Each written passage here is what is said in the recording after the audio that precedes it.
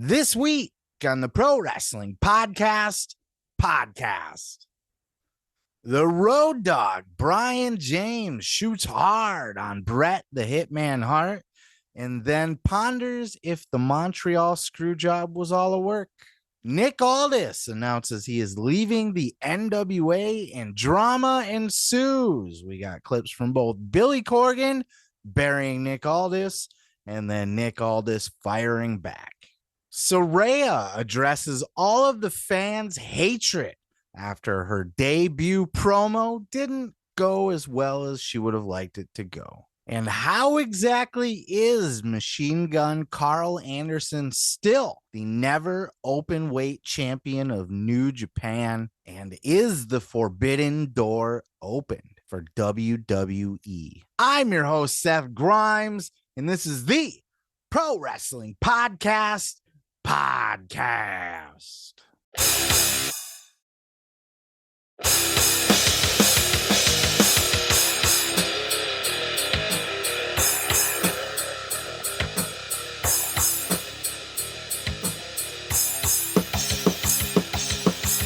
What the fuck is up, everybody? Welcome in to another episode of the Pro Wrestling Podcast. I am your boy, Seth Grimes. I appreciate you being here. I did take last week off. It was a slower week. But what I did do last week is I gave you a full AEW roster evaluation. I did a full hour on it to replace the podcast because I didn't want to leave you guys hanging. I did that around Halloween. Look, I've come to find that some weeks are just slower than others. And if there's not a lot of great news, there's been times, just 100% frank with you, there's been times where I sit here and I try to just fucking ramble through shit because I honestly don't care. And it's all I got to work with. You know what I mean? Like, some weeks in podcasts are just boring and nobody gives a fuck, right?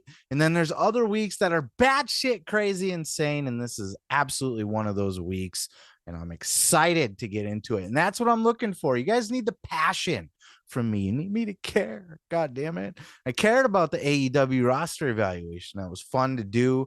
I would like to do more stuff like that in the future.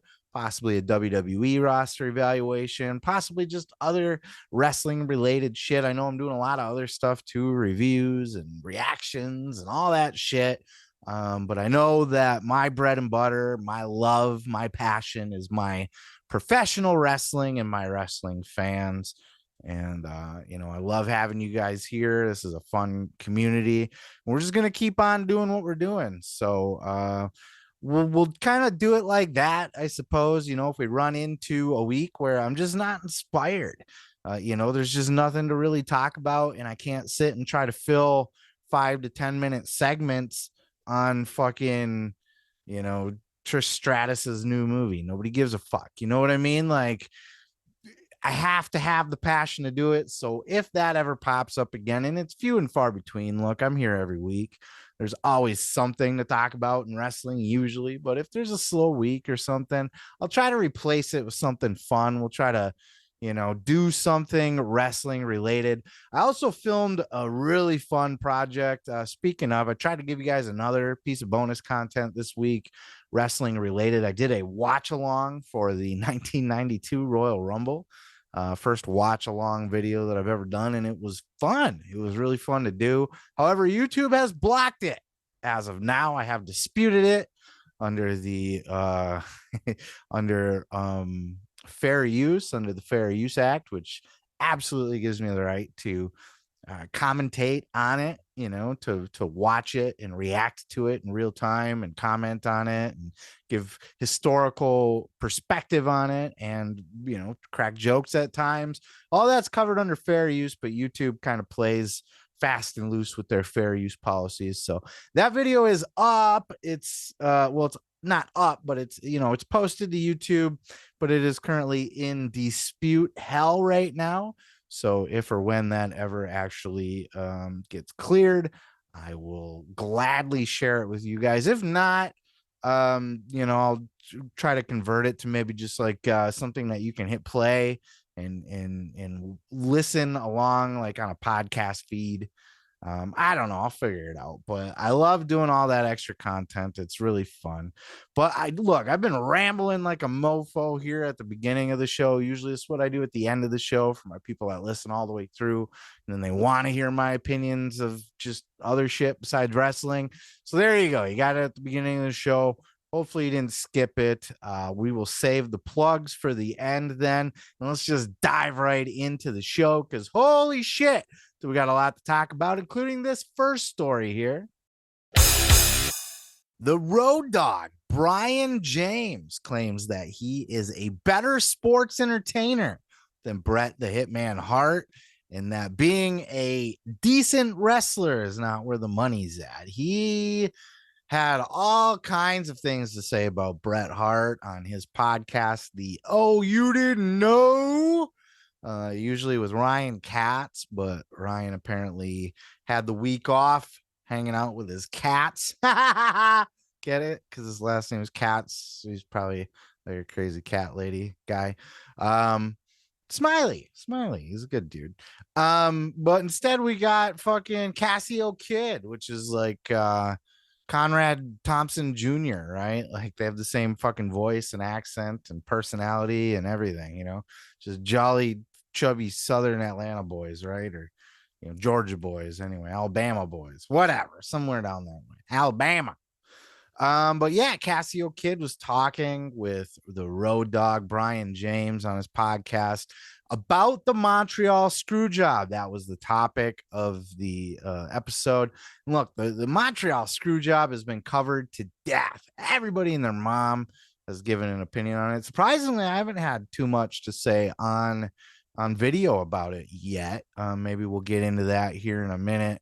But you know, first thing we're going to address here before we get into the Montreal Screwjob part of it were these comments, and this happened right at the end of the show. This was, I mean, Road Dogg must have been holding this in, or he just couldn't help himself to wait 5 more minutes till he was off of the podcast. But literally, like as they were wrapping up, he was just basically like, yeah, you know what? Fuck Bret Hart. No, he didn't quite say it like that. You know, he was very clear to say, I have tons of respect for Bret and everything like that. But the things that he said in this clip, I'm going to play here only a little bit of it, you know, because I can't just play a half fucking episode or anything. I'm not going to play a full 5-minute clip. But Road Dogg went, I feel like he went pretty hard. I would classify this as shooting hard on Bret the Hitman Hart, under the guise of, you know, I respect him and I got nothing bad to say about Bret except for this, and this. You know, he laid into Bret and did it kind of in a veiled way. Check out this clip. Did losing Bret feel like the last nail? Did that worry you guys as, oh, well, now it's getting harder for us? For me personally, and that's all you're going to get from me ever, is because that's all I got. It's my only reference point. I never saw what the big deal was with Bret Hart as a performer. I never understood it. He was a great worker, and I thought about saying good, but he was a great worker. Worked better than me tenfold, worked circles around me. Don't ever think that I've told anybody I was a good wrestler, because I haven't. And if you've listened to my podcast, you know that's true. I don't think I was a good wrestler. I don't think Bret was a great wrestler. He was wrestler. I think I was a better sports entertainer than Bret was, and I think that's where the money is. So I always thought that he should have done business and done what was right, and you know what I mean? But I never looked at him like, if we lose this guy, we lose the war. Like it was, I never thought that for one moment. Now I can understand people who are huge Bret Hart fans going, screw you, Road Dogg, you suck. And okay, screw me and I suck. Okay, like now what? We still get to my feelings, which is I never thought he was that great to begin with, so it wasn't that great a loss when we lost him for me personally. The age-old argument, sports entertainer versus pro wrestler. Look, let's address the pro wrestler side of it first, because Brian James even went as far as to say he didn't see what all the hype was about with Bret Hart. He doesn't get why everybody thinks he's so great.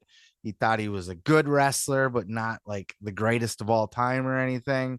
which is downright blasphemy if you ask like half of the internet wrestling community. We will all tell you that Bret the Hitman Hart is the shit. But Road Dogg didn't think so much. And look, so before I give my opinion and before we all kind of jump in on it with our 2 cents here, let's acknowledge the fact that Road Dogg isn't in the business. He's been around Bret Hart for many years. He's worked with him. He knows him as a human being. And think about people that you work with that are kind of just, I don't know about that guy. You know what I mean? But like everybody praises him and people just don't work around him every day, don't really get how big of a douchebag he really is. You know what I mean? So, and I'm not saying Bret's a douchebag, but what I am saying is that Road Dogg, his opinion might be colored, even though he said he always got along with Bret, might be colored by just things that he's seen or heard or just experienced being around Bret, such as like he talked about Bret was always very serious. So wasn't very much of a joker, you know, and didn't like to laugh too much, took everything so seriously. And those can be the little things that kind of get a guy like Road Dogg to be like, I don't, you know, Bret's kind of mad. But look, if he's going to look at Bret Hart's work as his work rate in the ring as a professional wrestler and say he doesn't see why people think he was like the greatest or one of the greatest, he's fucking insane. Bret the Hitman Hart, like he's conflating his sports entertainment nonsense with pro wrestling, and we'll address that. I'll get to that part. But just to specifically tackle the Bret Hart wrestling end of this, Bret Hart is one of the greatest goddamn wrestlers of all time. He is so effortlessly crisp and smooth and on point and textbook.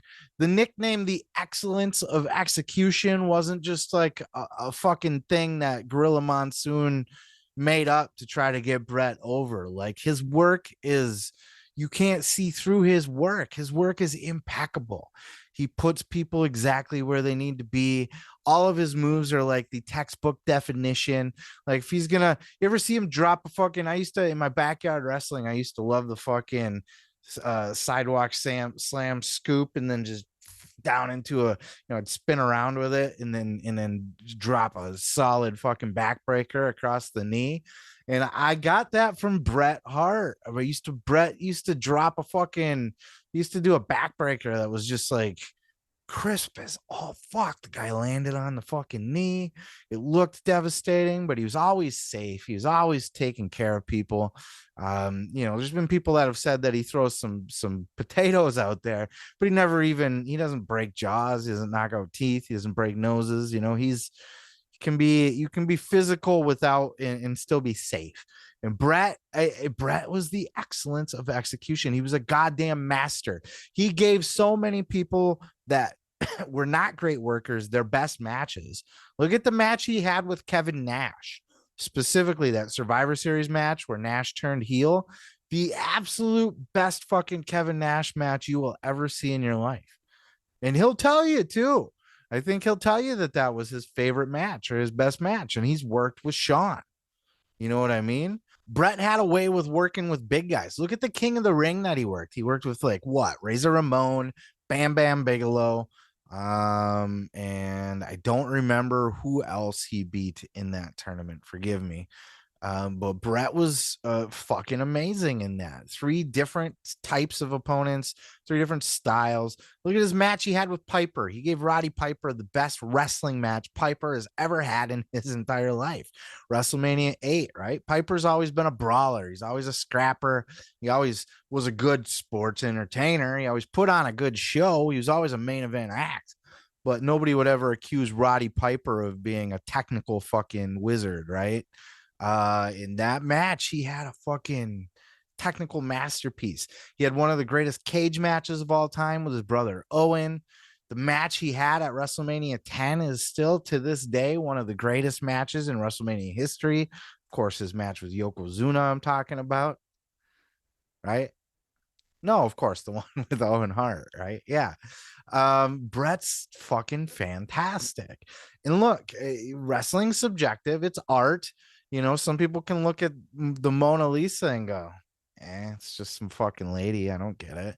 But it's hanging in a museum because enough people do appreciate it. So it's one of those things. Maybe you don't like Bret Hart, but I have a hunch if you don't, it's because you think he's a little bit boring and stale. And that's where we're going to address this whole sports entertainer thing as we wrap this up here. But on the wrestling side, you cannot poke holes in Bret Hart's game. It's impossible. And that's why he's respected by all the great workers. You know, like FTR looks up to the Hitman. CM Punk looks up to the Hitman, though CM Punk's nowhere near the category of Bret Hart in the ring. You know what I mean?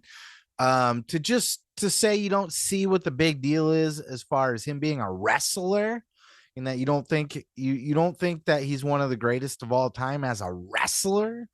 Like, you grew up in wrestling, bro. Like, what crack are you smoking? You know what I mean? And he might have been, because it's the Road Dogg. Okay, that was a low blow. I take that back. I take it back. Don't fucking cancel me or throw your shade at me. I took it back. It's like it never happened, okay? But seriously, what kind of fucking drugs is he on if he thinks that Bret Hart is not one of the greatest pro wrestlers of all time? Is he the greatest? That's debatable. Is he one of? Is he in top 10? Probably top 5?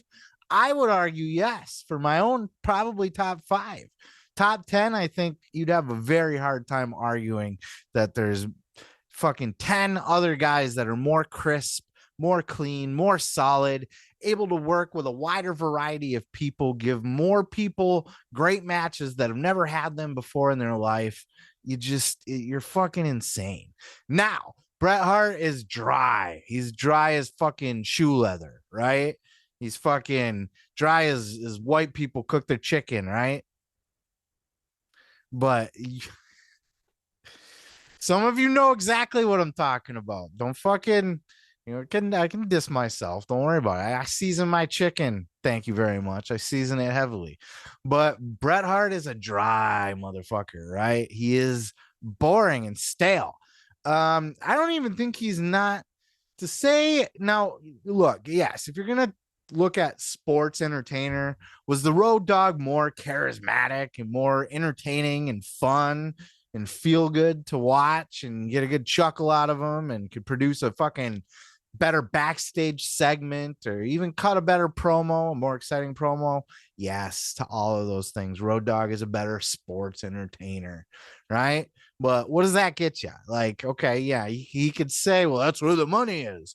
I will bet you I'll bet you my fucking house that Bret Hart has made 3 times, if not fucking 5 times the money that Road Dogg has made in the professional wrestling business, right? Probably a lot more. So I don't know where that's where the money is a sports entertainment. And he's not wrong when you look at like guys like The Rock or like Stone Cold, right? Like Stunning Steve Austin was a good wrestler's wrestler, right?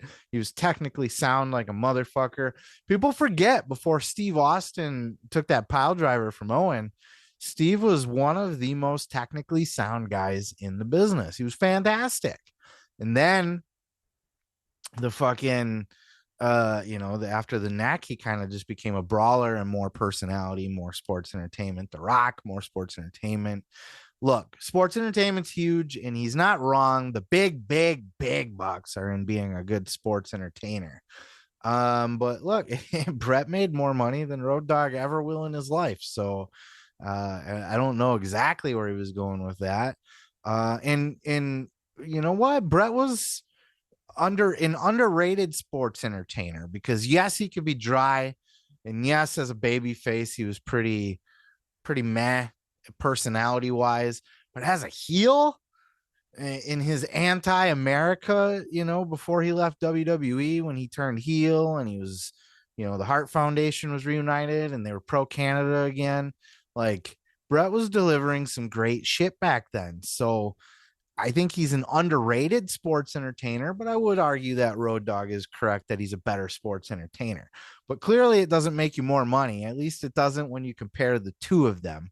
Maybe you compare The Rock to Bret Hart, and then you're looking at, something different there, to help Road Dogg's case. But they're two different things. And yes, it is more, you need both, right? Like, and maybe you don't even need to be a good wrestler nowadays, because I think there's enough fans of the WWE specifically that don't care about wrestling. They want to be entertained. Are you not sports entertained? They want to be sports entertained, like the Jericho Appreciation Society, the greatest sports entertainers on the history of Earth.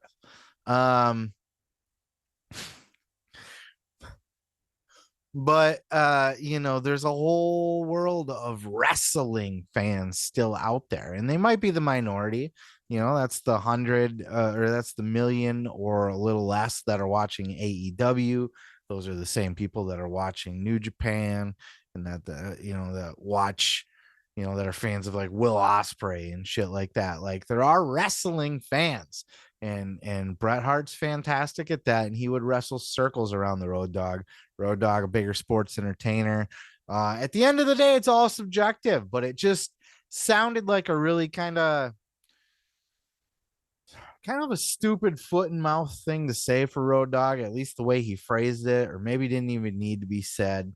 And he kept trying to come back and say, I like Bret, I respect Bret, but then he just continued to go hard, to outright say, I don't see what people see in him. Come on, man. But the Road Dogg wasn't done, because not only did he bury Bret the Hitman Hart on his podcast, but he also speculated out loud what many of us in the wrestling fandom have speculated as well. If you dig to the deepest, darkest, lowest points of the pro wrestling iceberg, you will find the people that will believe that the Montreal Screwjob was a work. And Road Dogg himself, the man, he was there when it happened. He was in the building, or at least, he was on the card, I believe. And he thinks it's a work, and he wasn't shy about saying so, or at least would like to tell himself that it could be a work. Check out this clip. You think Sean knew going in everything about it? I think he did. I think Hunter did. And dare I say, I think Bret might have. I've thought that for a long time, and it's because I'm cynical and because I'm one of the boys and because I believe everything's a work and because, you know what I mean? Yeah. I get all that. But it makes me still wonder, because it was a big deal. We're talking. We've been talking an hour about it. You know what I mean? And still don't know. It's still not got any further. That's the frustrating part. So in Sean's book, he says Hunter, Sean, and VKM and Hebner were the only ones that knew. Yeah. So that's the story I heard as well. I mean, I've never sat down with Sean or Hunter and said, "Tell me the truth about all that," because I don't want to know the truth. Right. The speculation's funner, and the truth might make it boring. Look, we've all, as wrestling fans, have had, it's at least popped in our head, is it a work? Whether we settle on, yeah, it could be, or maybe it is, I don't know. We've all at least speculated. We've all taken a walk down that road. Maybe we turned around pretty quick, realized that, it looks like that probably a dead end. It's not a lot of fruit trees to look at down that road. I don't know. I'm just trying to pull out something entertaining you might like to see while you're out for a walk. How everybody likes their fruit trees. They like to go out for a walk and observe the fruit trees. Maybe there's not a lot down that road for some people, and then others like the Road Dogg. And look, Road Dogg was very clear. He doesn't necessarily think it was, but he would like to think it was. If it was the greatest work in the history of works, was it not? What could be bigger than the Montreal Screwjob? Because here we are, it's 25 years later. We just had the anniversary, and we're still talking about it, and we're still speculating on it. Now, I personally don't think it's a work. Now, am I conspiracy minded enough to go, yeah, it's plausible? Sure. Yeah, sure. Of course. I can walk down that road with you. We can walk down that road. You know what I mean? Smoke a doobie, have a talk about it, philosophize. But at the end of the day, I think, 25 years later, it would have came out. And I don't think Bret's that good of a kayfaber. I think Bret's too old and grumpy and just, I think the stroke, and I'm going to tread lightly here when I say this, but I think Bret, after the stroke, didn't have a whole lot of fucks left to give. You know what I mean? The stroke kind of knocked all the fucks out of Bret Hart that he had left to give. And he'll just say shit now. And he's not shy to do so. So I don't think he'd still be secretly holding on to that as, in his back pocket, as that it was, and look, he's an old school guy and his dad was in the business. He just talked about they just had that Calgary Stampede episode of Tales from the Territories, which was kind of not the most entertaining of the show, but still good stories to be had there. He talked about how his dad would throw the cast on anytime like the mailman came to the door or something, because he had an angle where his arm was broken, but he'd walk around the house without the cast, of course, And so sure, Bret has it in him, or at least was raised to keep kayfabe, but I just don't think, I think if he was in on it, I don't think. Now, here's the thing, the one thing that has me absolutely like, okay, if it wasn't the work, why this, was that Wrestling with Shadows documentary, and why it had such unlimited access. And they were there right after Bret got Bret, they were showing the reactions where was it Bret's wife that was chewing out Hunter in the hallway, or his sister or something, I don't know. And you hear Sean, saying, "Oh, I didn't know anything about it, I swear." And but you see Vince walk by after he got punched, and just all of these things. Like, why? It's weird that cameras were there in that, like, there that night specifically, and that they were just up in his business and he was going to be leaving anyway. And there's just so many factors, you know. But in why Vince couldn't just let Bret drop the belt to somebody else and then have Sean? Why did he have to drop it to Sean directly? Bret was offering to drop the belt to basically anybody but Sean. Is it ideal? No, you want him to do the favors to Sean. Is it the right way to do business would have been to put over Sean, but he had a stick up his ass about Sean. So fine, you'll drop the belt to somebody else, and then, we'll have that person drop it to Sean, right? You do that kind of shit all the time. You didn't have Bob Backlund drop the belt to Hulk Hogan. You had him drop it to the Iron Sheik so that the Iron Sheik could drop it to Hogan. That way you kind of save face. You keep Bob, you don't bury Bob, you know what I mean? You give it to the dirty, rotten, cheating heel, and then the heel gets his comeuppance by the new baby face. And it's just how it goes, you know what I mean? But it could be a screw job. It could be. It's plausible. There's enough there to like sink your teeth into for a fun conversation, or a good just fucking smoke session to just sit and debate what if. But at the end of the day, I think it would have come out by now. Somebody would have leaked something, and really, what's it accomplish other than, oh, we got to keep kayfabe, brother? Like, they've fucking worried about that at all for anything ever. You know what I mean? Like, there is zero interest in keeping kayfabe with anything. So why, to this day, as a matter of fact, WWE would make more money coming out, and they make tons of money off the Montreal Screwjob anyway. That shit's on every other documentary that they do. But they could come out and they could say, the most elaborate work in the history, have all their pundits. It was the biggest work in the history of wrestling. Kayfabe has never been kept like this, I'm telling you, brother. You know what I mean? Like, there's money to be made on coming out and telling the full story on how we kept kayfabe for 25 years. Like, all these people are going to end up too old to talk about it soon, So it's there. It's not a work, but it is fun to think about. And I get where Road Dogg's coming from, where he says, he would like to think so and doesn't want to actually know the truth because it's funner to speculate. I get that. Drama unfolds for the NWA as Nick Aldis has put in his notice to leave the National Wrestling Alliance, and it all apparently stems with some sort of personal beef with Billy Corgan.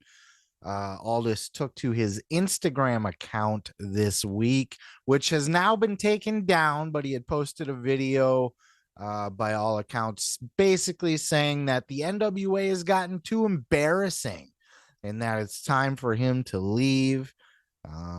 This sparked a lot of reaction and questions on the internet, as it always does.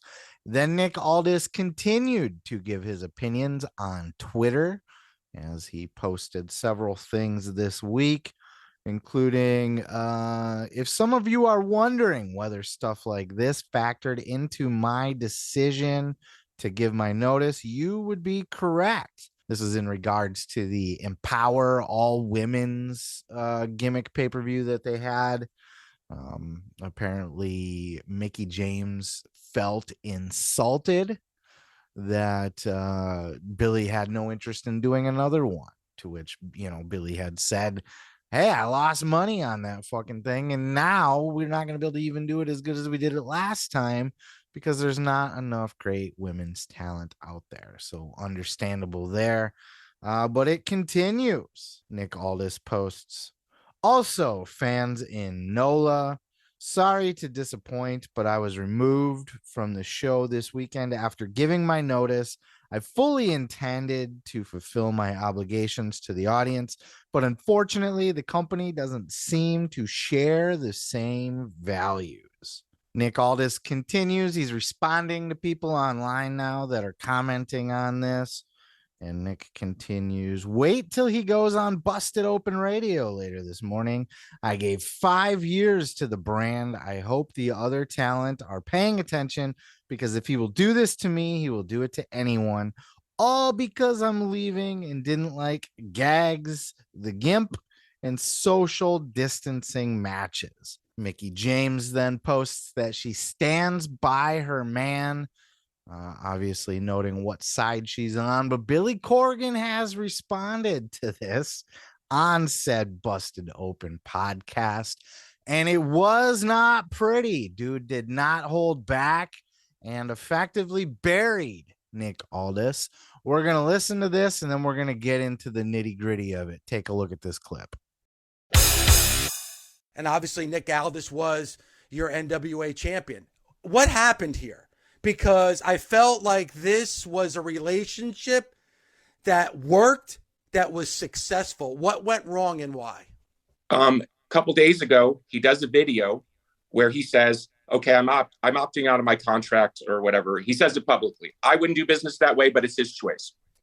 I didn't like it, but okay, it's fine. He's leaving in 55 days or something, right? Just do your business and go on out the door. That's fine. And hopefully we'll do business down the road. Then he starts blasting the product. Now, I want to remind everybody that everything that he said, I've been hearing that stuff for years. It's not like I heard it and I got all sensitive. Oh my God, what is he saying? But ask yourself, why in a pay-per-view week with a talent who's leaving the company, does he decide to start blasting me and the product 55 days before he's out, and he can just go out and do whatever he's going to do? Why does he have to bury the locker room? Why does he have to bury the product? And again, I've heard all this stuff privately for years. These are not new criticisms. He and I have battled about the product for years, and he's helped make the product behind the scenes better with those battles. So this is not a sensitive reactionary thing. But how do I, as the leader of this company, allow a key talent, the most highly visible talent in the company, up until he opens his mouth and tells people he's leaving, blast the company? Okay. By the way, he's still under contract and he's still being paid. So we disinvite him. Hey, we don't want you to show up. We didn't take away his money. He's still being paid. But I can't have a guy like that show up, because what message does this send to the locker room? There's a lot of people in the locker room where they're not happy about this. They have to go do their job. Why is the focus not on Matt Cardona, Tyrus, and Trevor Murdoch, or Camille, Kylan King, and Chelsea? The focus is on Nick Aldis, who, by the way, is not on the show anymore. So you can understand sort of it's not an animosity. It's like, why are we doing this? Why is he working an angle when he's leaving? Why is he using the NWA's good name or my good name to get himself over in a way that's not necessary. If he's everything he thinks he is, go into the free market like any free agent and test your mettle. He's working, okay, and I'm using the industry term here, okay? He's working something. I don't know what he's working, but he's willing to sacrifice me and the NWA to prove something or get something going or get out early to go do something because somebody's given him an Iggy and said, hey, if you can get out early. This is not cool. He's under contract. He's a paid talent. All right. First of all, can we just ask, is it a work? It's a work, right? This is a work. They're working together because they were already doing, forgive me, I don't follow NWA religiously, but as far as I'm aware, they were already doing like a Billy versus Nick Aldis type angle, right? They were already doing a thing where Nick was outspoken about Billy and didn't like Billy. Are they just working the marks? Are they working me? Are they working you? Are they working us? Is that what this is? You know, they're both giving it a lot of attention and it is kind of coming out of nowhere. And, you know, it's wrestling, right? So you can't put it past anybody to be working. And in fact, whether this is a work or it's not a work, this is how you do a work in 2022 with a smart internet. It's not impossible. You just gotta take it to the social media. You gotta take it to interviews. You gotta take it publicly. You gotta speak out publicly about your real life dissatisfactions, you know, acknowledge, hey, we're doing a storyline and all, and I get that, and that was going fine and we were getting along, but then this motherfucker did this. And that's exactly what Billy said basically on Busted Open. He was like, hey, you know, we were working a storyline, but we got along fine, everything was fine, and now all of a sudden, and he accuses Nick Aldis of running his own angle. You know, he accuses him of possibly looking to, you know, get himself over through this to position himself to get a spot with another company, WWE or AEW, and that perhaps he's just running an angle to get himself over, to build up some hype in himself, free agent and all of that shit. Perhaps. I see a lot of people are torn on this. There's people that are Billy fans, and then there's people that are Nick Aldis fans. I gotta tell you, like, you know, I'm not a huge Nick Aldis guy, if we're gonna be completely frank here, but biases is aside. Unless they're running an angle, they're both kind of looking like a little bit of asshats to a certain extent, just talking about this publicly. For Nick Aldis's end, okay, Billy feels to a certain extent that Aldis didn't quit under proper circumstances. I mean, he just kind of gave his notice, but there was he felt like maybe felt a little hurt because they had a friendship going and they had a good business relationship. And Billy had said that Nick was the highest paid guy on his roster, and that Nick was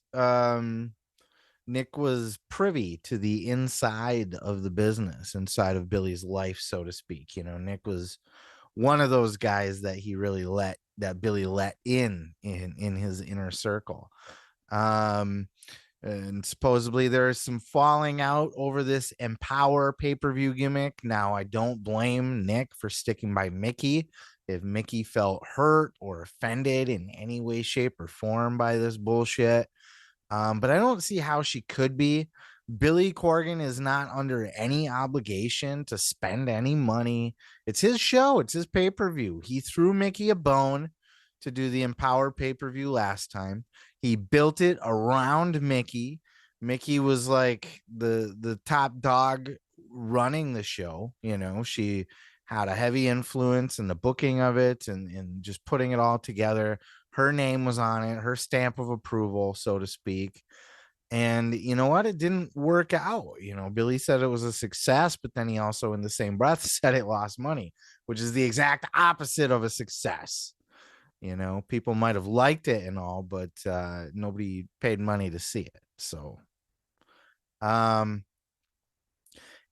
Billy's right. Now the pool of talent is thinned out a lot more than it was before. You know, between WWE with Triple H taking back over and scooping up a lot of those talents that were already released.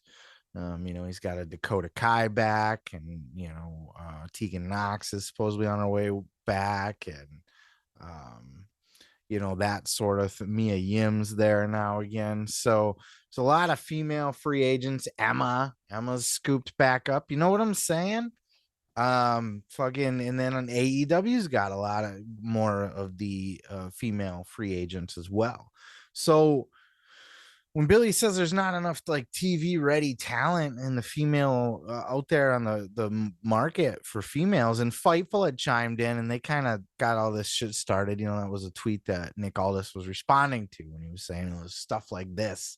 Part of it, yes, it was a tweet by Fightful basically saying, hey, Billy, there is lots of great talent out there. Yeah, look, I'm sure there is. All right. There's not even enough. Even the female talent on TV isn't fucking up to snuff, right?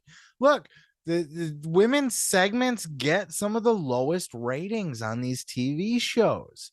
More so in AEW than WWE, but it's not women's. It's not. You got to get out of your head about this. This need to have equality. Like, oh, men and women need to have equal time, equal pay-per-view. Women need a pay-per-view too. Like this shit loses money, bro. People aren't paying for these things. You can't just now. It is a chicken or the egg situation, right? Like, is it because there's not enough time being put into the women's division, not enough TV time, not enough of a push, that's why it's not getting over? Or is it not getting over because it's women's wrestling and it will inherently not get over? Either way, it's too big of an investment for a small shoestring budget company like NWA. They're not a big $1 billion company, right? They don't have TV time. They're fledgling. It's coming out of Billy Corgan's pockets, and even though he's a very wealthy, famous musician, he's not just gonna go bankrupt over this fucking wrestling company. You know what I mean? It's what Tony Khan's wrestling company should have been. No offense to AEW. I love that AEW is around for places to work, but it's Billy's passion project. It's just on a smaller level. You know what I mean? Where, you're not out there trying to anyway. That I'm digressing here, but you get what I'm saying. This is Billy's passion project, but he's not going to go bankrupt with it. You know what I mean? And he's not spending millions of dollars on it, as far as I'm aware, anyway. Another Empower pay-per-view is just not going to draw. There's less talent out there, and sure, I'm sure there's some good female wrestling talent out there, that aren't signed up, but they're not over. Nobody knows them enough to spend money on them. And, I'm sure they could hang in the ring. Ooh, that's cool. But he's also looking for people that are TV ready, and that people are you're doing the pay-per-view so people can buy it. You're not selling out big arenas. So it's not so much the tickets, but you're doing it for the pay-per-view. And if people aren't buying the pay-per-view and you're losing money on a girls show, which, by the way, losing money on an all women's show, look, the women that were used for NWA were not big budget women talent. You know what I mean? You got like a Mickey and such. You know what I mean? There's a couple bigger expenses on there. But for the most part, if you're using fairly unknown or unsigned talent from the indies that are female, it's not going to be that expensive of a show to run. And the fact that it lost money, oof, that's a rough one. You know what I mean? So he's under no obligation to do this show. And if Mickey felt, and Billy addressed that, if you felt personally offended, I'm sorry. This was a business decision. This was nothing against Mickey James. And, Billy was really apologetic about that. But, apparently that pissed off Mickey, which in turn pissed off Nick and is causing him to leave. One of the reasons anyway.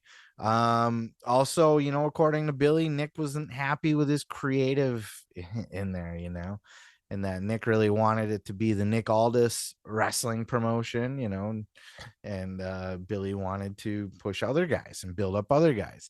I would assume Nick probably had a problem with guys like Trevor Murdoch and Tyrus. I don't know that he'd be really stupid if he had a problem with guys like Matt Cardona getting pushed to the top of the card, because Matt's going to draw eyeballs to the NWA. But arguably, and look, Tyrus gets a lot of TV time, but not necessarily by wrestling fans, right? So he's maybe more of a household name than I think people realize, but not for wrestling per se. Those people aren't going to come buy his pay-per-views necessarily. And sure as fuck, not many people are buying pay-per-views for Trevor Murdoch. Come on. I know people love Trevor Murdoch, but goddamn, there's no way that you're like, oh my God, fat old slobby country boy. Yes, that's my exact favorite thing to watch on TV. I'm sure, take my money. I'm sure you're out there. Salute to you, my sir, or ma'am. You're a diehard among diehards, and I commend you for that. But it's not going to be many of you. So, I can see why Nick thought maybe the focus should be around him more and blah, blah, blah, blah, blah. But doesn't every wrestler on the planet? And, there's a lot of people saying, oh, Billy's being petty about this and stuff like that. Is he though? Or is Nick kind of being a douchebag right now? Does Nick need to be out there burying the company? He literally did a public video and he took it down, but he literally did a video saying NWA is embarrassing and I don't want to be there anymore. I don't want to associate with it. That's a fucking dickish thing to say before Billy ever said a goddamn word about this. So if all this is real, Billy going back out there now and burying, and he buried Aldis on Busted Open, and Aldis has been burying Billy on Twitter and his Instagram and that kind of shit. But it's getting pretty nasty, and Billy said too, look, man. You're not going to hurt me. I'm Billy fucking Corgan. You know what I mean? People have been trying to kill my career for, while you were still eating Cheerios. He didn't say that, but it's the truth, right? So, all this isn't gonna, it's hard to say, man, because a lot of people see how Nick's trying to be out there spinning it now. Oh, I hope all these other talents are watching, and fucking Billy's just gonna go on Busted Open or wherever and just bury every talent that leaves the company. That's not the case. He's clearly upset with Nick about the way things were handled, and it seems like communication's been shut off completely between two people that were pretty much friends, not just business partners, but friends through their business relationship. And if it's all true, it's sad that this kind of shit happens in wrestling. And both sides have an argument per se, but why wasn't Nick Aldis all picked up by WWE or AEW in the past? And Aldis says, oh, I turned AEW down, and perhaps he did. We don't know, right? Tony signs everybody, so that could be the case.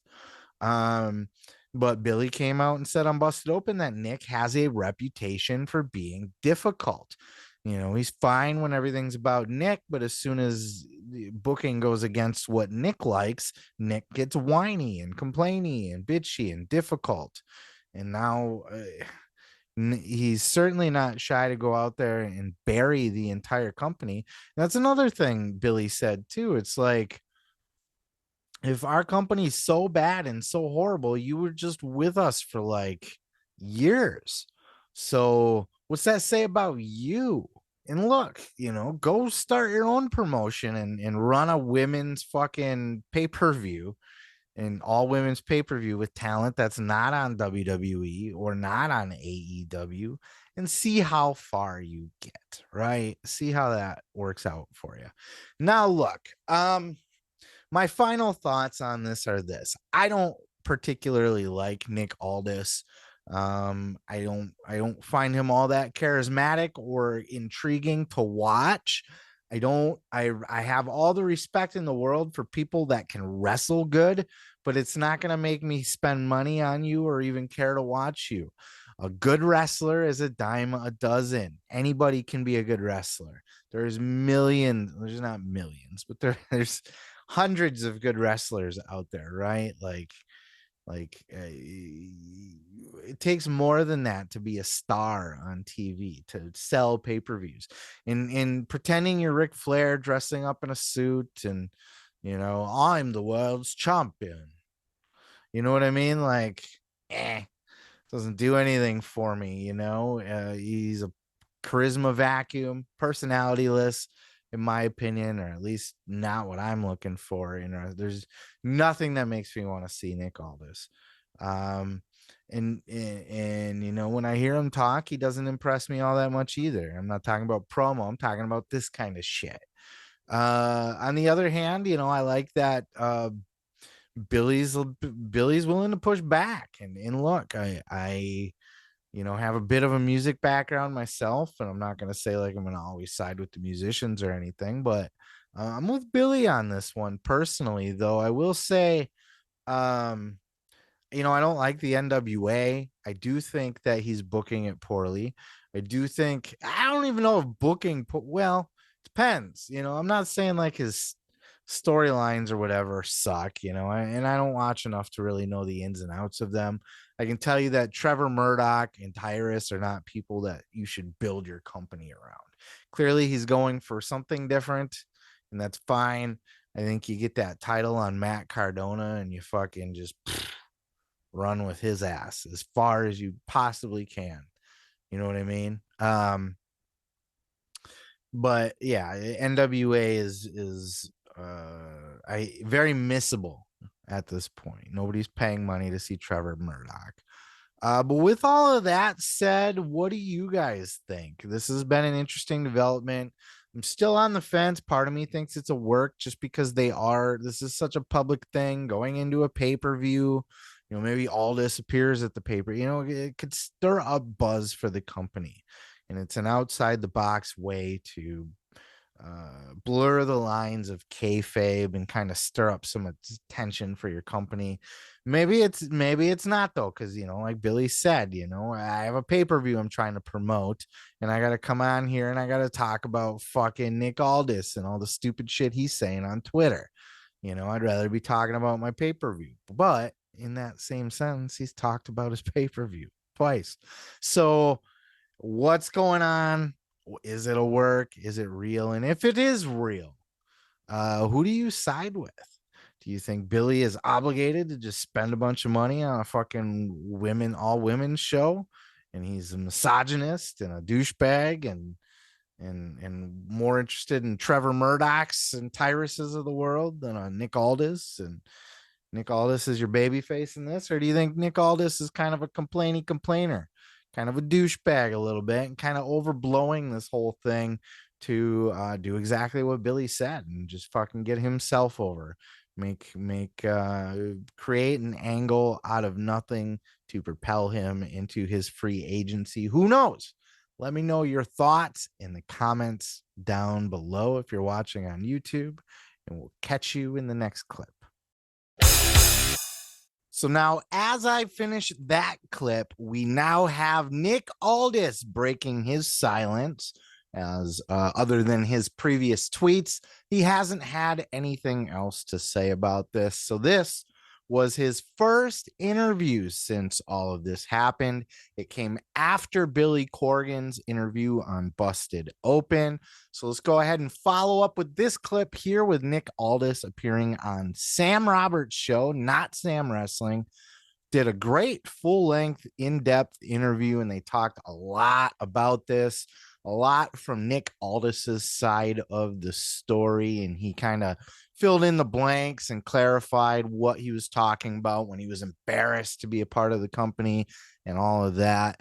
Check out this clip with Nick Aldis responding to Billy Corgan's comments on Busted Open and leaving the NWA. But look, I gave my notice. I said I gave my notice, and I sort of alluded to why. It certainly wasn't intended to be this sort of, burial of the NWA or anything like that. Yeah. Why would I do that? I would be burying myself. That's the question a lot of the people. thing that I've, the thing that I've been like most heavily associated with for the last 5 years, and then I would turn around and go, nah, it sucks. No, I didn't know. It's things in the beginning were good between you. Yeah, and Billy. yeah. You and Billy, like when you're doing 10 Pounds Ago and the brain was going, you and Billy were great together, right? Yeah, okay. man. Yeah, no, it was all good. I mean, look, the sad truth is, and I don't want to spend the whole time talking about this. Sure. Basically things got harder when he became more hands-on. Because at first he was quite hands-off, quite remote, and was, just sort of lending ideas and sort of notes here and there. Gotcha. Right? Gotcha. And suddenly it turned into something else. And I try to be as nice as I can about this. Mm-hmm. He's not very good at it, and I can't. I wish it wasn't the case, but again, it's not really for me to say. It's for the audience to say, and my decision to leave has come from the fact that the audience have told us. The audience have left in droves. I don't know how Dre and Ice Cube and Eazy-E are going to be able to continue forward without Nick Aldis in the group, but I'm sure being managed by Billy Corgan, the NWA certainly has a huge future. I'm going to stick by what I said for the most part, because, keep in mind the first clip that I did there. And if you're watching these as separate clips on YouTube, I will link at the end card where it gives you the next option to watch of the clip with Billy Corgan on Busted Open.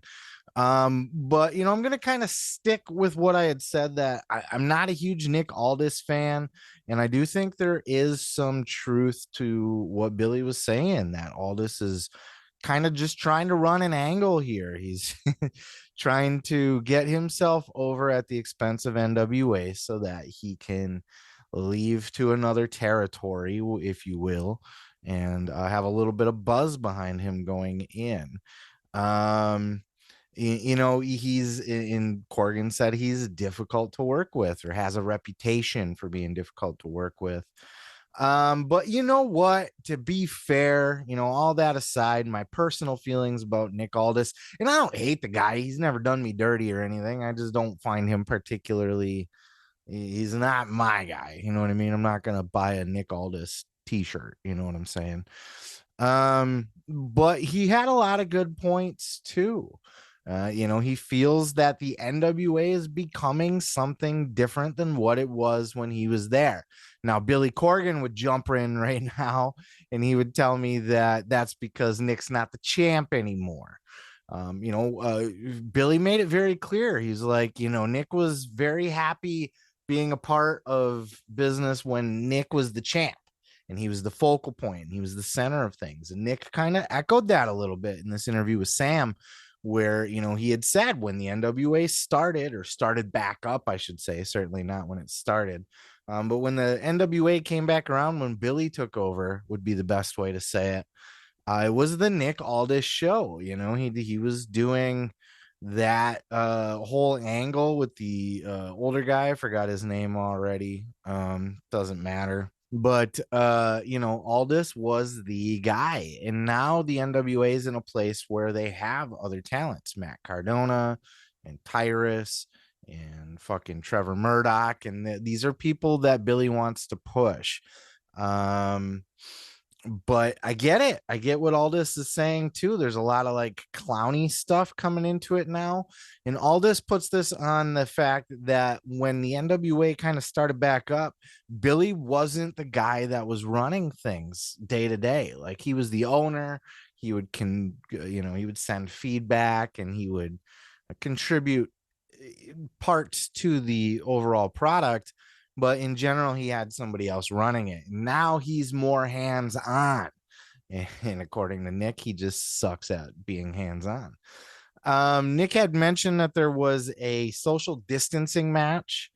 I didn't hear about this at all, and I haven't seen it. I'm not saying it didn't happen. I'm sure it did, right? And maybe you guys could point me to that or paste a link in the comments if you're watching on YouTube. I did try to search for it, and I couldn't find it. I did find one from GCW with Joey Janela, which I promptly sent to Jim Cornette, by the way, just to see if he would react to it. I don't know if you will or not. We'll see, because that's like 2 years old. But if that's the case and the NWA is doing stuff like that, that's a line too far. That's silly shit. GCW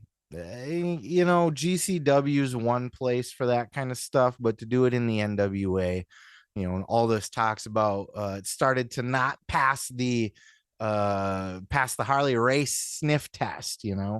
What would Harley think? What would Harley do? That's something that Punk always asked too.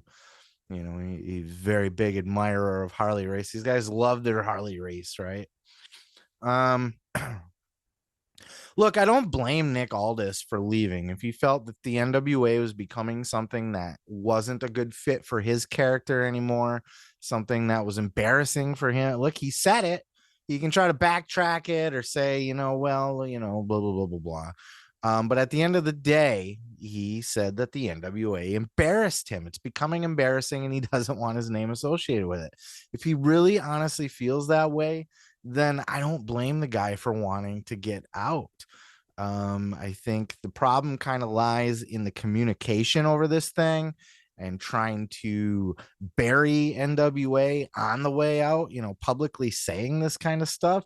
And look, Aldis tried to backtrack it. He got on with Sam, and he's just like, that makes me look bad if I'm saying that. But you said it. So you said that NWA is embarrassing and that you don't want to be part of it anymore.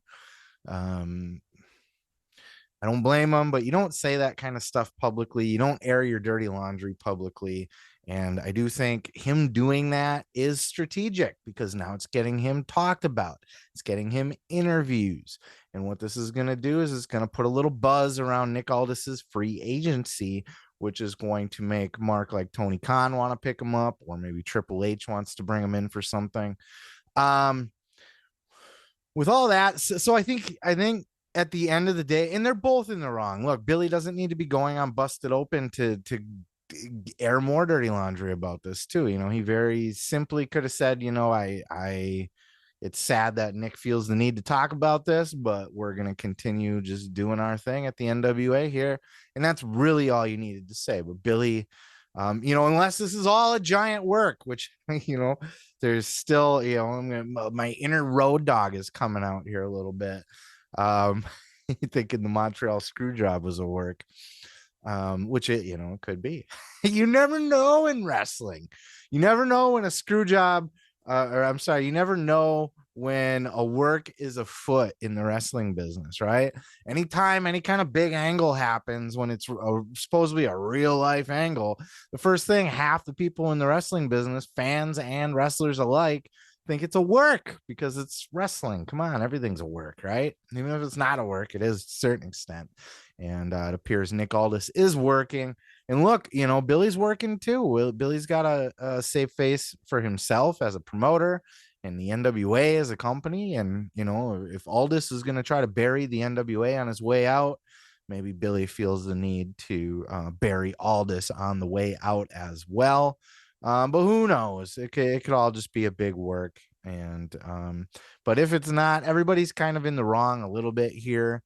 And I see there's no issues with Aldis leaving. There's issues in how he left. And then to bring the women's pay-per-view into it and get Mickey on board. And look, Mickey's his wife. She's always going to take her man's side, or any good wife would anyway, right? She's not going to look at her man, even if he's wrong, and be like, you know what? I'm on Billy's side in this one. Billy was in no obligation to pay for that women's pay-per-view again after the first one didn't make money. That's ridiculous. And Mickey should not be offended by that. It's all a big mess. It's all a bunch of drama. But look, hey, it gives us something to talk about. Like last week was slow week, a very slow week. There wasn't a whole lot to talk about. This week, there's tons of shit to talk about. So I just kind of wanted to add my 2 cents to this. And, for Nick Aldis as a free agent, he's a bigger name on the indies. I'm sure he'll land somewhere, whether it's back in Impact, or I'm sure Tony Khan's got the checkbook wide open for him already, ready to write him a fucking $1 million a year.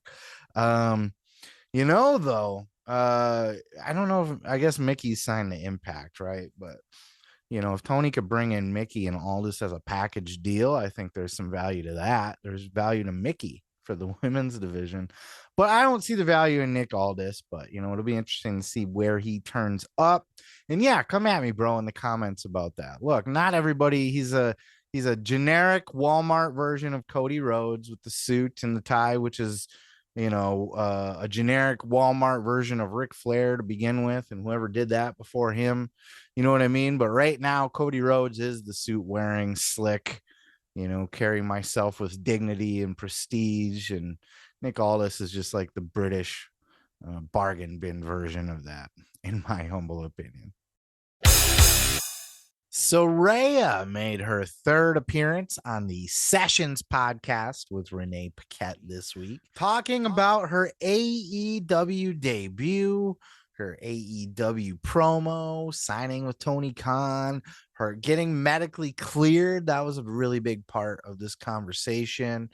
Apparently Paige has come out and she said, Saraya has come out and said that she is 100% cleared. She posted the doctor's note, which was it was like a 5-word sentence, and then a little signature. Saraya is cleared to wrestle without restrictions, basically, I think is what it said. That's, and we all kind of blamed like the doctors and that kind of thing, or the AEW doctors is, oh yeah, of course the AEW doctors are clearing, but apparently it wasn't. It was an outside source, and that just enough time has allowed the spinal fluid to build back up around her neck to where she's got a little bit of cushion and protection. If she does get a little pah in the back of the head or something, without that spinal fluid there, one little bump could just fucking be paralysis. But that's there to protect the spinal cord. And as long as that's there, she should be okay. And it looks like it's back to normal levels. But everything, the fuse and all that seems to be working good. So thumbs up there. She's ready to come back. That was a big part of this conversation. And she's going to be careful, maybe not take crazy bumps. She said she was inspired by the Stone Cold Steve Austin match with Kevin Owens, where he didn't take any bumps at all. So I wouldn't look for her to be doing a lot of crazy shit with Bret. But she's back, and that's good. But one thing about that is the fans don't seem so happy about it. She got the big old pop ski when she first came back. What was it, All Out? I don't even remember anymore. No, she came back in New York. The fucking Grand Slam. And then it was the next week that she cut that promo, and it was kind of a train wreck, and she kind of sucked, and the fans roasted her online after that. Like, she caught a lot of hate unnecessarily, in my opinion. Look, well, just listen to the clip, and then I'll give you my thoughts on the back end. I can look at this all, it was all very supportive. Even social media was really nice until a week later. And then it all kind of turned a little bit. I was like, oh man. And then I remember texting you with the following week and just being like, Renee, I don't know if I can handle this. And you kind of took me off the ledge a little. Yeah, it's a different world. AEW and WWE are run differently. You're thrown in the deep end. We're out there and we're making it happen. And then the fans got up in arms about the whole thing. And I didn't even think it was like that awful. You know what I mean? Like, I was like, I don't think it was that bad. Like, watching it back, I was like, I don't think it's that bad. But there is some fans on the internet where it's like, if you go over to AEW from WWE, they fucking hate your guts. That's it. You're toast. You're dead to them. And they make it known and they go crazy. And I was like, I said to you, I was like, I haven't seen this level of toxicity in a very fucking long time. Like, it is crazy. Like, I can't even look at my social media. I made the rookie mistake of looking at it after the promo, and people just fucking buried me. And like, I didn't know what the fuck I was going to say. There's no plan with these promos either. Like, you have to go out there and say whatever, but I also don't know what I'm supposed to say. Like, what am I doing here? Like, what am I supposed to say? Like, what is the plan? I don't know. So I'm just like, oh, fuck, well, I can make that revolution. And then, like, once I got out there, like, the nerves just hit me like a ton of bricks. I was just like, and I don't want to make excuses for it. I really don't. Like, I fucked up. It is what it is. But I started stumbling my words and stuff. I mean, saying fucked up is like drastic. It's not like you went out there and said something wrong or bad or like, you went out and it was just like, shit, you've not done it in a minute and you're just in a new world and you're like readjusting. People are just very unforgiving in those situations. Yeah, she was very hurt by this. She did those comments almost made her second guess even coming back to begin with. You guys got to be careful out there. We as a wrestling community, like, we look at our entertainers and we expect them to be superheroes and entertain us and everything to be to our liking. And, we got to realize that these are people out there, not just people in that their feelings get hurt. And when you say stupid shit like that, that can really fuck with sensitive people. But also just in that she hasn't done this in years and years and years. She has not wrestled. She hasn't cut a promo. She's rusty. She's not. And she wasn't like the greatest promo in the world to begin with. So you got to cut her slack. And then on top of that, it's a different kind of promo. In AEW, it's like there's no script. You know what I mean? In WWE, here's what we want you to say exactly word for word. And go out and nail it. And she was very vocal about the fact that AEW didn't really give her any direction, and it was uncomfortable for her at first because she's out there without the training wheels. She talked about this on Jericho's podcast. Now she kind of went into it here with Renee as well, but there was no direction given to her when she went out there. And like, on one hand, that's really bad. Like when you have a star like Saraya, you gotta give her direction at the very least. Let her know where you want things to go. But it seems like everything was very up in the air. Like Tony doesn't even have an idea for her. This reminds me of WCW. They were just signing people, and then a lot of those people were saying like they didn't know how to use us. They didn't have any plan for us. Bret Hart, remember when he got brought into I'm digressing here, just bear with me. Remember when he got brought into WCW? Like he was used so shitty. He could have been like the guy that finished, the story that they were telling was Sting to beat the NWO and win the championship. Well, they quickly flopped on that because Sting didn't get his tan to Hogan's liking, so they put the big kibosh on that push. They could have came in and did something similar with Bret, where Bret was the hero that finally took the belt from Hogan at Starrcade, at the next year or the year after that or whatever. But it just wasn't to be.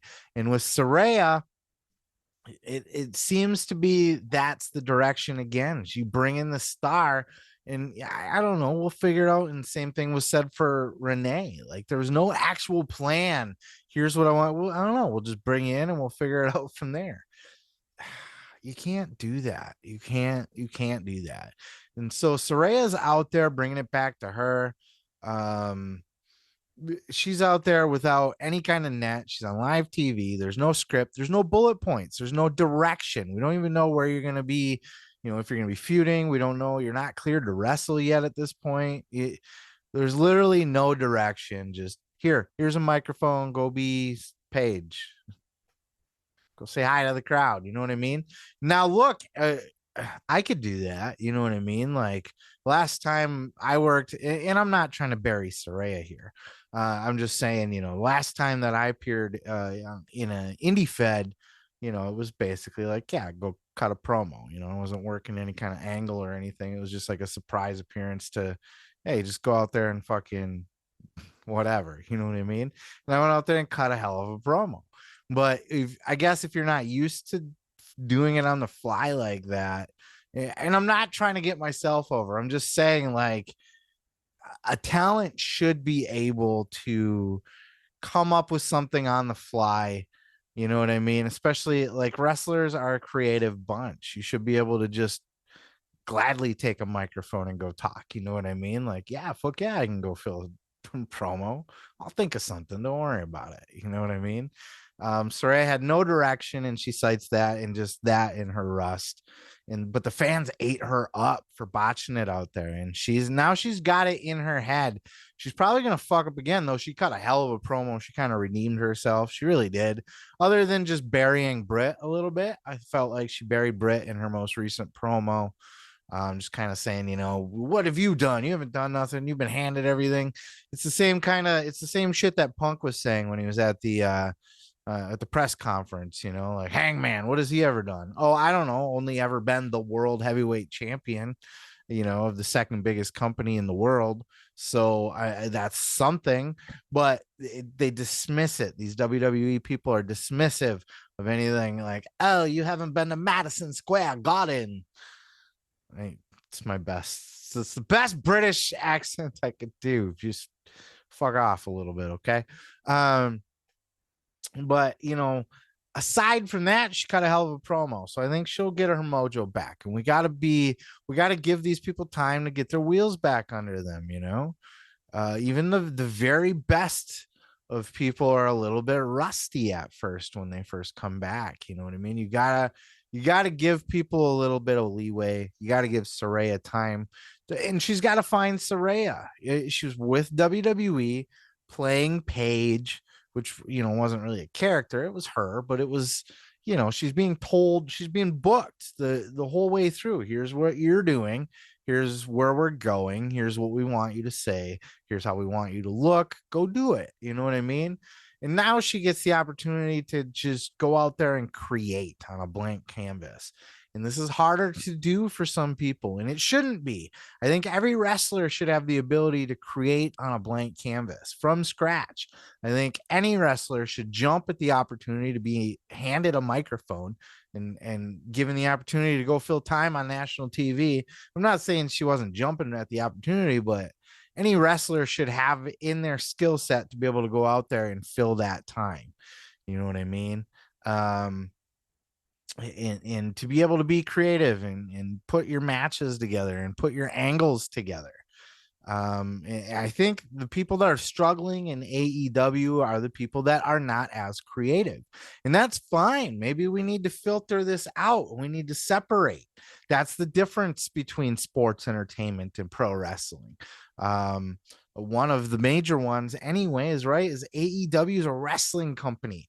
You come over here, the WWE guys, like a Miz is gonna walk into AEW and fucking well, this is what kind of animal house are you running here? This place is, you know, the fucking screws are coming out of the wood here. You don't have anything written. There's no script for me. You don't have a plan for me. It ain't that kind of thing. Come in and create. Jericho loves it because he's a creative guy and he gets to basically make up any kind of bullshit that he wants to do. And that could be a detriment, right? Fans watch Jericho and think some of the shit he does is cringe and stupid, but he's doing all of that. And he's even come out and said the first promo that he cut in AEW or unscripted was like a little bit nerve-wracking on live TV because it's like, oh shit, can I still do this on the fly? Every wrestler should have the ability to speak on the fly without a script, and every wrestler should have the ability to, I think, be able to wrestle a match on the fly. I think you shouldn't graduate wrestling school until you're able to both follow a match play by play and put one together on the fly. You know, they should run drills in wrestling schools where they have a script and you're planning it out beat for beat, and then somebody pretends they're hurt, right? Like, okay, oh, my knee's out. So now we can't do this now. We gotta wing the match from here. We gotta call it on the fly and run through those drills so these people are prepared for these kind of things before they reach national TV. That's just my humble opinion. And Saraya, I think a lot of people forget. I'm about to wrap up here. I won't go too much longer on Saraya, but I think a lot of people forget that she's And I was guilty of this too, that Saraya kind of represents, even though she was the anti-diva, I feel like she really represents that diva era still to me. And, she's bogged down by a lot of the partying and the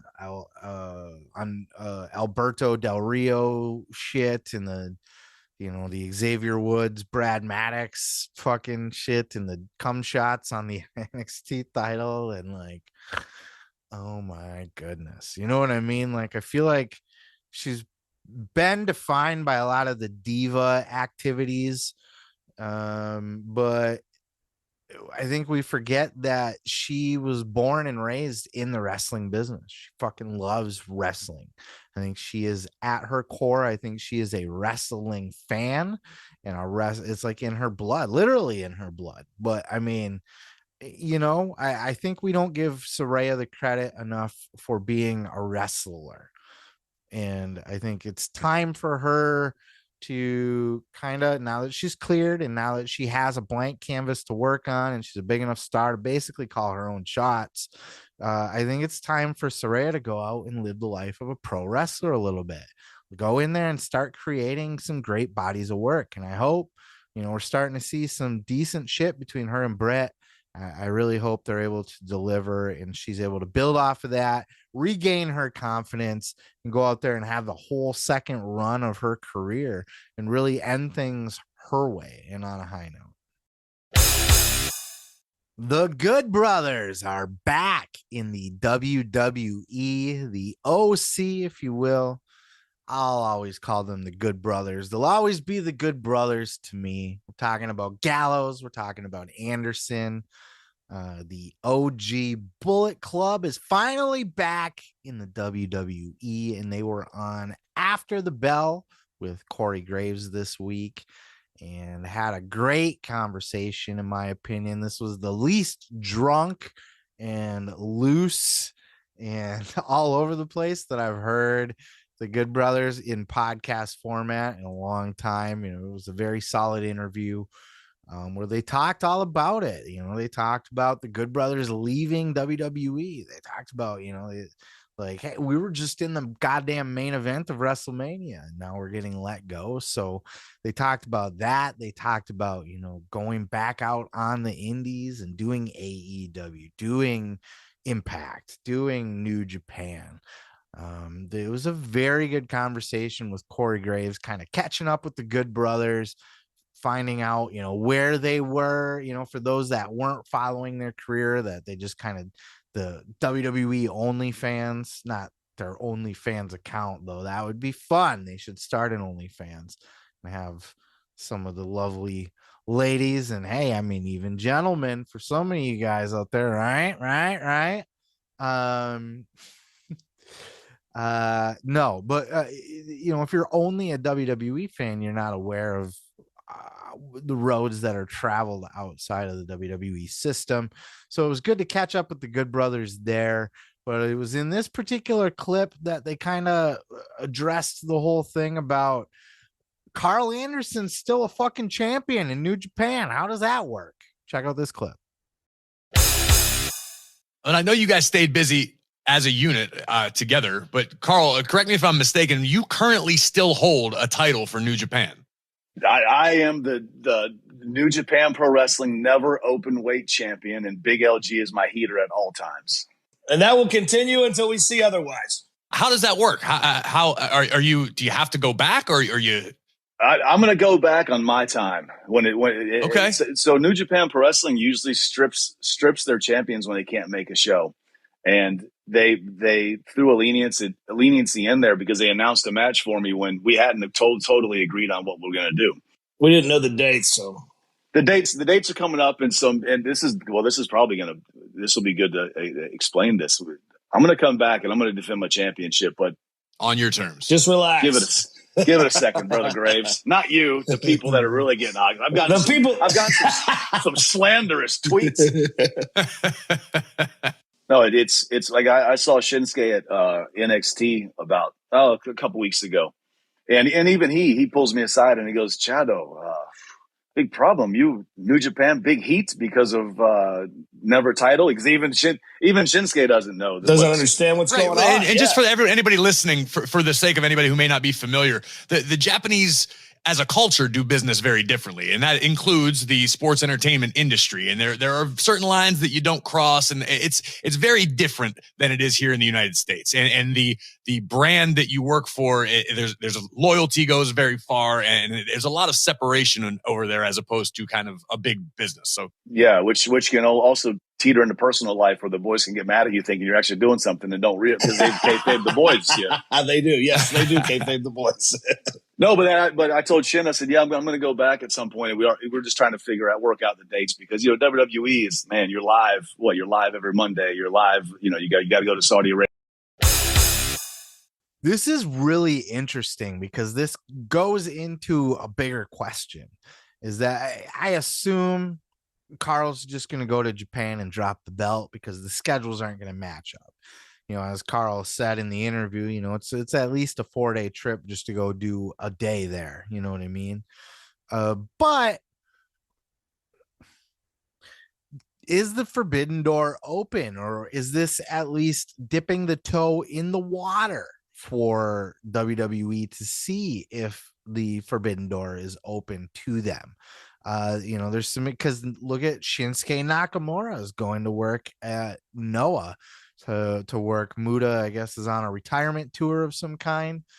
God damn, the Muda's fantastic too, isn't he? Like, Muda's one of those guys, like, he was like the first guy. Him and Shushin Liger were like the first two guys, at least when I was a kid. They were the only ones I was aware of to really come on over to the United States and have a run over here and get their name spread here, which I think really did a lot for their legendary status. Now, there was moments, WWE has dipped their toe into being open before. They had, Kenru and Katao, on WrestleMania 7. And then they did a Royal Rumble, I think, as well. Then there was the Royal Rumble in Texas where WWE is working with a lot of, I don't know if it was CMLL or AAA, but they definitely had a lot of those guys in the Royal Rumble as well. And they've always kind of dipped their toe into maybe not. You remember Shushin Liger came to NXT to work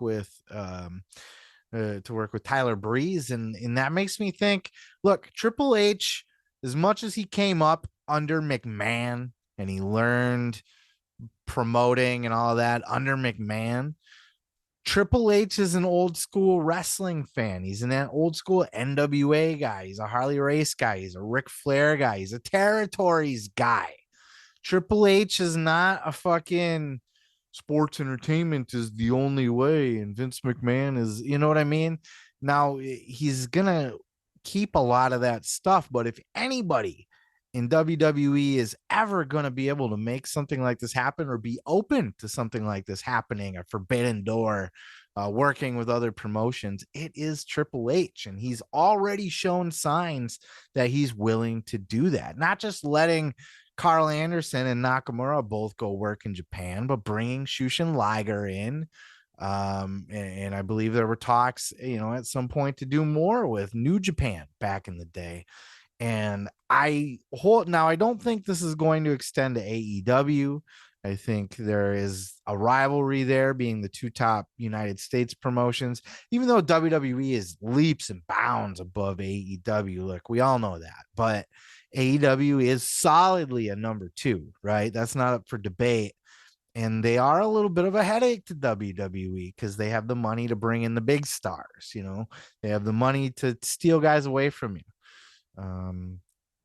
So WWE is not going to play friendly with them, but and I don't know that they'll play friendly with anybody in the United States, to be quite frank. But if they're going to open the door to Japan, I don't know. New Japan's got a good relationship with WWE, with AEW currently.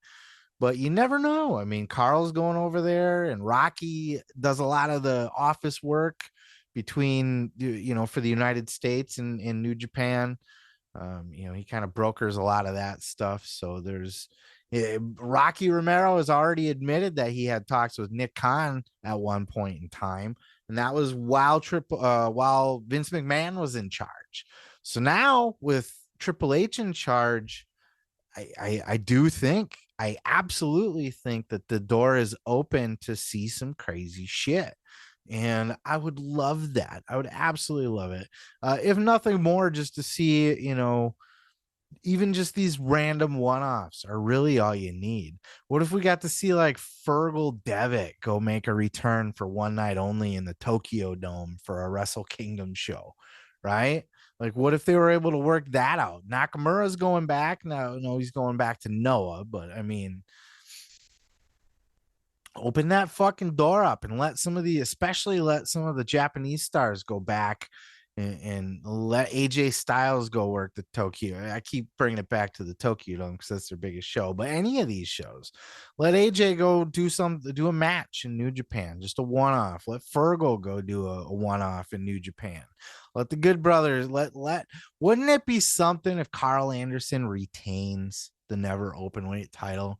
And it's one of those things like the summer of Punk, right? Where we knew Punk in Ring of Honor was going to WWE. So obviously he's going to drop the Ring of Honor title, right? Or not win the Ring of Honor title. And of course he does win the Ring of Honor title. And now the story is he's going to take it with him.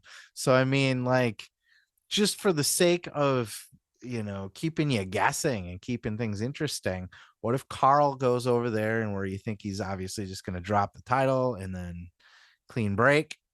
What if he retains the title and he's still the champ? That's some good shit. That's some good booking.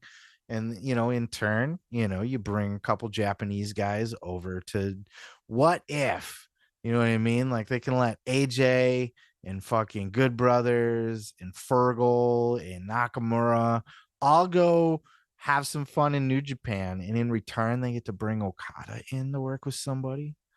Right. Can you imagine? Or fucking Naito fucking coming in and just going tranquilo on somebody. Like the possibilities are endless. And I love the idea of it. And I think, though I'm not going to hold my breath or get my hopes up that it's possible. But, if anybody could open a forbidden door to the WWE, it's Triple H. MJF was announced as having a role on the upcoming Von Erich movie featuring Zac Efron. He's going to be playing Lance Von Erich, who was the fake Von Erich, the gimmicked Von Erich, if you will. MJ, like, this is why this is a big deal, okay? And this is why I wanted to talk about this, because the Von Erich movie is going to come and it's going to go, and it's not going to be anything special because at the end of the day, nobody gives a fuck about the Von Erichs anyway. Who's going to pay? Us wrestling marks will check it out because it'll be interesting, and because MJF's in it, especially now, that's going to help. But like there's a Hulk Hogan movie coming up with fucking what's his name? Thor, fucking Hemsworth, Chris Hemsworth. I know his name. I didn't forget his name. It's just when you're recording and you're on the spot, you brain fart. Plus, I smoke a lot of pot, and that doesn't help either, kids. You kids. But there's bigger wrestlers. There's a McMahon biopic. There's bigger wrestling movies. Nobody gives, in the big scheme of things, nobody gives a fuck about the Von Erichs, right? Unless you're from Texas. It was funny. I worked with somebody. Just a quick sidebar here. I worked with somebody once in like a call center, and she was an older lady, and she was from Texas, and she found out I was a wrestling fan. And she was like, "Oh, I used to go see the in the Sportatorium." She talked about she went to the Dallas Sportatorium. She used to talk about going to see the shows, and she was like, "Oh, that Michael Hayes." She was fucking in love. Like she was just gushing. His long blonde hair. I used to love me that Michael Hayes. Like, I love that story because you hear, like, I'm not from Texas and I wasn't around as a wrestling fan back then. So you hear stuff on the DVDs and that kind of thing, but to actually talk to somebody where I'm from, up in the Midwest, from somebody that lived in Texas and went to the Sportatorium and was in love with fucking Michael Hayes. Just wow, love that story. But yeah, other than that lady, nobody's gonna give a fuck about this movie. But and Zac Efron, he's a great actor, by the way. He's gonna do really well as Carrie Von Erich. And it'll be interesting to see, do people play Vince? I get a kick out of that. Who's going to be playing these real life people? I know Cornette was just talking about that, how it's hard because all of these people were like characters and they were cartoons come to life. They were real life superheroes and villains it's hard to cast people like that, like with Young Rock and stuff like that. It's interesting to see them do it. How they pull it off, because it's hard to cast some of these people because they're so, and I think Young Rock actually does a decent job with their casting. I really do. But besides that, MJF being in this movie is the reason I really wanted to talk about this is that this is just a stepping stool for MJF. Think about this. We all know MJF's destined for greatness, and he's already said that he wants to go, that Hollywood's going to be his next thing. He's already told us he wants to be an actor. When The Rock, think back, how did The Rock start to break into movies, right? Rock's the biggest he's the biggest actor, period. He's like the highest paid, I believe. He's a megastar, right? In Hollywood. And how did he get his start? What was his first appearance? Wasn't it on fucking That 70s Show playing like his dad or something? No, yeah, didn't he play his dad, or who he played somebody in that fucking, yeah, he did play his dad. He played Rocky. It doesn't fucking matter anyway who he played. He was on That 70s Show and he played a wrestler. And I kind of equate this MJF. This is his first role, but he's dipping his toe into this. And what's going to be the next thing? He's going to get a small part in an action movie somewhere, like Rock did. And then just because wrestlers, everybody in Hollywood loves working with wrestlers. They're starting to learn that. Look at James Gunn, who just took over DC completely. DC was now broken off as its own separate entity, which is also actually a sign that it's probably going to get sold at some point. But Warner Brothers Discovery, AEW's buddies there over there, just broke DC Comics off, DC Studios off as its own thing. Kind of like Disney did with Marvel and Star Wars. They're not under Disney, they're under Star Wars, which is just owned by Disney, Lucasfilms, you know what I mean? So he just took over James Gunn just took over DC, and he was the guy that did the Suicide Squad movie with John Cena. And then he said outright that he loved working with John Cena specifically so much that he wanted to do a whole separate TV show. And what opened his mind up to working with John Cena? Because Batista was so easy to work with when he did the Guardians of the Galaxy movie with him. So he knows that wrestlers are fun and easy to work with because they're on point. It was like we were talking earlier, if you're listening to the full show, but otherwise in a separate clip, I talked about Saraya. And it's like wrestlers should have the ability to be able to think on the fly, to be creative, and Rock's smart. He takes direction well. You know what I mean? MJF, same thing, has those same characteristics. Cena had those same characteristics. Batista has those same characteristics. All of that to say people in big names in Hollywood, because James Gunn is a fucking studio head now. And if you think he's not going to be open to working with more wrestlers, he created the Peacemaker show just to work with John Cena more. He created it to work with John Cena more. Okay, that wasn't like a big plan. Anybody's like, oh yeah, we got to bring this obscure Peacemaker guy. No, it was simply like, I had a lot of fun working with John Cena. I want to make a whole TV show for him. And now he's the head of that studio under Warner Brothers Discovery, one of the biggest fucking movie studios in the whole fucking world, right? So big things are on the rise for professional wrestlers getting into acting. And The Rock got his start basically doing the exact same thing, playing a wrestler on a TV show. This will be a movie, but MJF, man, dipping his toe in.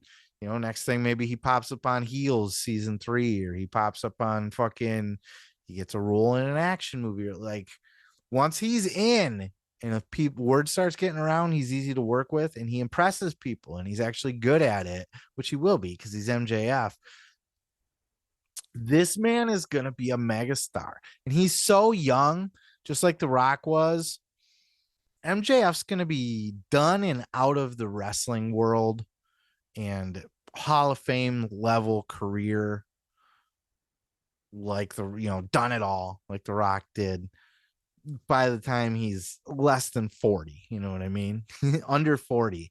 And then he's going to be able to by then he'll have a couple movies under his belt. He'll be able to go to Hollywood and just fucking megastar. MJF is going places, and we're seeing the very, very roots of it right here in this fucking Zac Efron Erich gimmick. Like how I did that? The Zac Efron Von Erich. Can't even talk. The mind freak himself, Criss Angel, was on Insight with Chris Van Vliet this week, talking all about his magic shit. He's got some sort of celebrity magic show that's out now where he teaches celebrities magic tricks, plugging his Vegas show and all that stuff. But it was in this particular clip, as you ask yourself, why the fuck am I watching a wrestling show? And you're talking about a magician, Criss Angel. It doesn't make sense. In this particular clip, Criss Angel talks about how he got his start in the world of magic and where he found his first home, his first steady venue. Check out this clip. And we have something in common other than, our amazing first name. I'm a big WWE fan. Oh, right on. We interview a lot of pro wrestlers on the show. And I know that you really got your first big break it was WWF New York at the time. That's true. The McMahons, still good friends to this day, and gave me an opportunity to take their banquet room in the basement of what was the WWF. Then they got the F out and it was WWE. And, eventually I was supposed to do like a few weeks there. It ended up turning into, I did over a year. I think I did 14 months there, did 600 performances, Broadway and 43rd in the basement there in a makeshift theater that I created. And it was the real start of all of these other things that to follow, which was my first television special on a network then, and then another one, and then I went to Japan and did one, and then I finally sold Mind Freak. So it all kind of evolved and escalated from the WWE. They kind of gave me my first break thanks to the McMahons. Yeah, it was WWE New York. It was the WWE that gave Criss Angel his first break. This is where he was still on the rise. This was before Mind Freak. This is before anybody knew who the fuck he was. He was just a magician in New York trying to make a name for himself. And the first full-time gig that he got, the first time, I don't even know if it was like a gig, paid gig, but the first opportunity, the first bone that he was thrown in the industry was he got the free reign to create a show on a regular basis down in one of the basement banquet rooms of WWF New York at the time. If you remember that, they did they used to do Sunday night heats from there for a time being. They'd have like somebody there at WWF New York, and they cut back to it from time to time. It was a thing that they were trying to promote for a while. It was like a club/restaurant thing, WWF themed in Times Square. Probably got rid of it just because it was way too goddamn expensive and probably wasn't making that much money either. But apparently they had a banquet room. And another thing that I love about this is that Chris Van Vliet's such a fucking wrestling nerd, right? Like, I don't know about you, but me personally, like, I got to get wrestling in anywhere I can fit it in, right? If I'm talking to somebody and there's any like hint of mutual, like, oh, you used to watch wrestling or something, I'm going to cling on to that. You know what I mean? So Chris Van Vliet, the very first, he's such a wrestling nerd, talking to a completely non-wrestling guy. Very first question he asked was like, hey, we're both wrestling fans and you got your start with WWE. Let's talk about that. And I was like, the first thing he asked. I love that shit. I love Chris Van Vliet is a very talented interviewer. He gets a lot of big names and he's young too. I had said this about Ariel too, Ariel Hawani. I'll throw Chris Van Vliet in this category, though I do think Ariel will become more of a, he's going to be one of the biggest interviewers of our time. You can put Joe Rogan up there as that as well. And I'd say Chris Van Vliet will find his way up there too. These guys are going to be bigger than YouTubers. You know what I mean? They are going to, they're young. I think not like a Rogan, but these are the guys that are going to be interviewing like presidents and stuff. When you always like see like the Barbara Walters interview or the Walter Cronkite interview or the whoever the fucking, these old ass journalists that get all the major interviews, the big sit downs. That's going to be them. They're going to be interviewing some of the biggest names in the history of our time. Like a Rogan already is pretty much, you know what I mean? He has everybody in there. So, I think Ariel will ascend to that, and I think Chris Van Vliet will too. Maybe not as big as like a Rogan or a Ariel, but I think Chris Van Vliet is going to be doing a lot more than just wrestling interviews and stuff like that. He gets celebrities, he gets like The Rock and stuff, but just for like a couple minutes at like a media thing or whatever. Like, he's just a talented guy. I have full faith in his continued success, I guess is the best way I can say it. If you're into magic, look, I was a big Mind Freak fan. I watched Mind Freak quite a bit, and I like Criss Angel. I like magic tricks in general. I think they're fun. I think to a certain extent there's some crossover with professional wrestling, right? Because it's something that isn't real, but you can't figure out what's fake about it necessarily. Like you can go, oh, that wrestling shit's fake, but then you see guys punch each other in the face. You know what I mean? So it's like, where's the fake part come in? Other than it's predetermined, it's not. But the magic kind of works in the same way, does it not? There's a lot of people that have that intrigue and just how it's done. What's the secret behind the trick kind of thing. So I really liked Mind Freak, and Criss Angel's cool in my book. And I just thought it was awesome that he got his start at WWF New York, which was he specifically named the McMahons. Like, it wasn't just like, oh, the guy who ran the restaurant. Like, he had a business relationship with the McMahons, specifically, I think Shane and Vince, probably more Shane than Vince at the time, but I believe that's who was kind of brokering that deal. Shane was really good at a lot of those outside the box things. Shane's somebody I think should have got listened to more. He's a big picture guy, not a detailed guy, but a big picture guy. He's on the right track, trying to convince Vince to buy UFC and stuff like that. And hey, this Criss Angel guy, he's pretty cool. Let's give him a magic show. Like, he's a smart guy, But with all that said, what do you think? Are you into magic? Do you like to make things disappear? I don't know. Leave your thoughts down in the comments. Whatever. All right, we are at the end of our journey. Once again, I want to thank you for hanging out with me all the way to the end. My endies, my favorites. These are the people that don't just watch the clips, don't just dip out after they've gotten through what they want to listen to. They listen all the way through because you guys are diehards, and I appreciate that. I appreciate you guys supporting me. I got most of my ramblings out at the beginning of the show, so I'll keep it brief here. I appreciate you guys. Just quick plugs, like, follow, subscribe at Seth Grimes Media. I know I say it every week, but I don't always see many people do it. I've seen a lot of bump in my YouTube, which I greatly appreciate. If you guys are supporting me on YouTube, God, I appreciate it, man. My views are going up. My subscriptions are going up. I'm still just small potatoes, very small. I've been taking this seriously for like less than a year. You know what I mean? As far as like really trying to bust out good quality content on the regular and upping my game.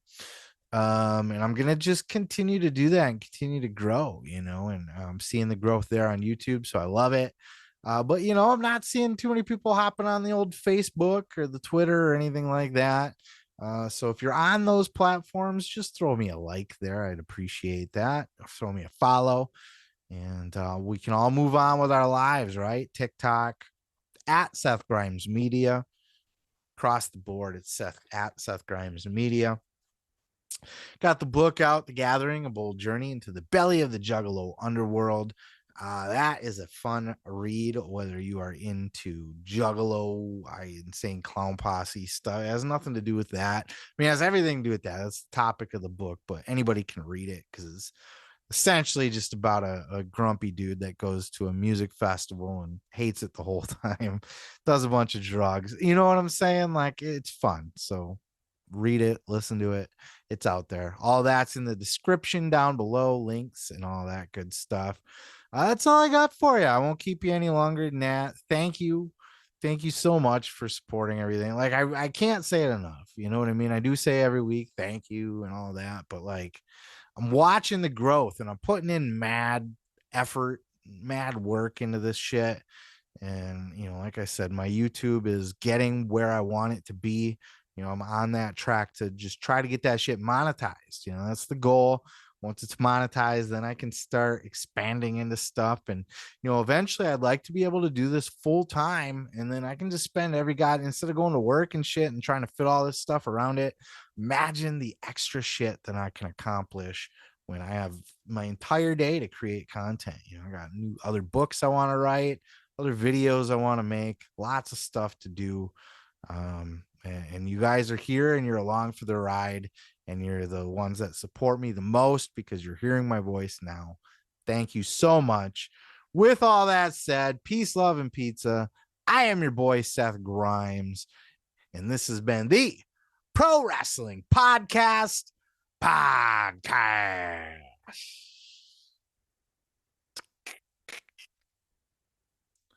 Seriously, though, you think the Montreal Screwjobs will work?